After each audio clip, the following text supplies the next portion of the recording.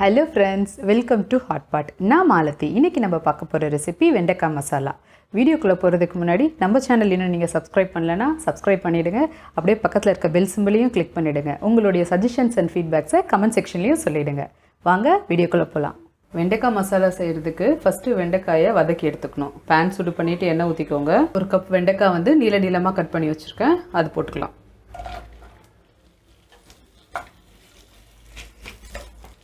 வெண்டைக்காய் ரொம்ப நேரம் வதக்கி எடுக்கணும்னு அவசியம் கிடையாது. வெண்டைக்காயோட வலுவலுப்பு தன்மை போற வரைக்கும் நம்ம வதக்கி எடுத்துக்கிட்டா போதும்.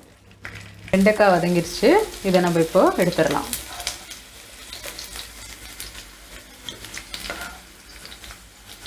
அதே கடாயிலே இன்னும் கொஞ்சம் எண்ணெய் சேர்த்துக்கோங்க. எண்ணெய் சூடானதும் 1 டீஸ்பூன் சீரகம்,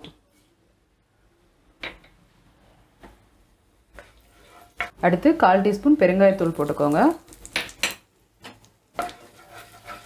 இப்போ பொடியா நறுக்குன 2 வெங்காயம் சேர்த்துக்கோங்க.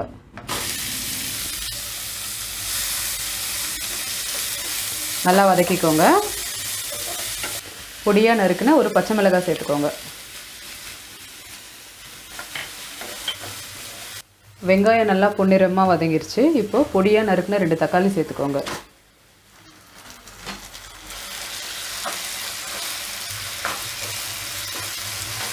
தக்காளி நல்லா வதங்கி வரணும். இப்போ இஞ்சி பூண்டு பேஸ்ட் 1 ஸ்பூன் போட்டுக்கோங்க. நல்லா அந்த பச்சை வாசம் போற வரைக்கும் நல்லா வதக்கிக்கோங்க. இப்போ 2 டீஸ்பூன் மிளகாய்த்தூள், 2 டீஸ்பூன் தனியாத்தூள், 1/2 டீஸ்பூன் ஜீரகத்தூள், 1/4 டீஸ்பூன் மஞ்சள்தூள். இந்த மசாலாவுடைய பச்சை வாசம் போற வரைக்கும் ஒரு 2 நிமிஷம் இதை அப்படியே வேக விடுங்க. இப்போ தேவையான உப்பு சேர்த்துக்கோங்க. சேர்த்துட்டு எல்லாம் நல்லா மிக்ஸ் பண்ணி விட்டுருங்க. இப்போ இதில் 1/2 கப் தயிர் அடித்து வச்சுருக்கேன், அதை சேர்த்துக்கலாம். தயிர் சேர்க்கும் போது ஸ்டவ் ரொம்ப சிம்மில் வச்சுருங்க.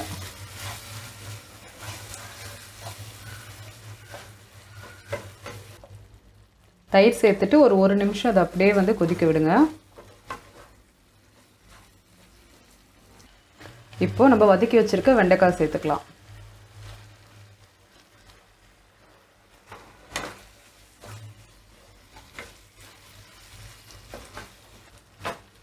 இப்போ இதில் 1 கப் தண்ணி சேர்த்துக்கோங்க.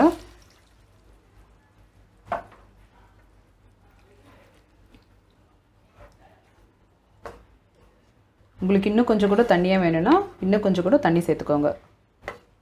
இப்போது ஸ்டவ் மீடியமில் வச்சு ஒரு 5லேருந்து 8 நிமிஷம் வரைக்கும் கொதிக்க விடலாம். பார்த்தீங்கன்னா எண்ணெய் நல்லா பிரிஞ்சு வந்துட்டு மசாலா எல்லாம் நல்லா வெந்துருச்சு. இப்போது 1 டீஸ்பூன் கரம் மசாலா,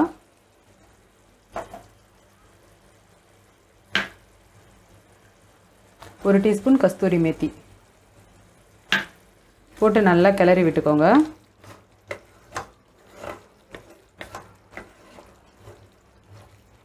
நம்மளோட வெண்டைக்காய் மசாலா ரெடி ஆயிடுச்சு. இதை நம்ம பவுலுக்கு மாற்றிக்கலாம்.